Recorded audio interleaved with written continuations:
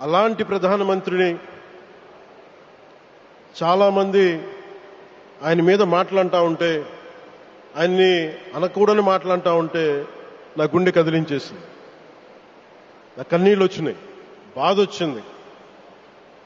దేశం కోసం కష్టపడే వారికి ఇవా చివరికి మనం ఇచ్చేదేం.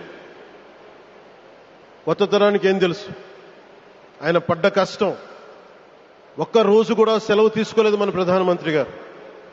ఈరోజు పెట్టుబడులు వస్తున్నాయి మనకి, ఒక్క రోజు కూడా సెలవు తీసుకోలేదు. శత్రు దేశాలు, మన అభివృద్ధికి ఈర్ష్యపడే పశ్చిమ దేశాలు, వీటన్నిటినీ తట్టుకొని ఒకవైపు విదేశాల్లో ఉండే శత్రువులతో పోరాడాలి, దేశాన్ని అభివృద్ధి పదంలో తీసుకెళ్దామంటే అంతర్గత శత్రువులతో పోరాడాలి. అలాంటి వ్యక్తికి మనం ఇవ్వగలిగేది కేవలం మేమున్నాం మీ వెంట, మీ మీద మాట పడితే అది మా మీద పడ్డట్టే, అదే మనం వారికి ఇవ్వాల్సింది.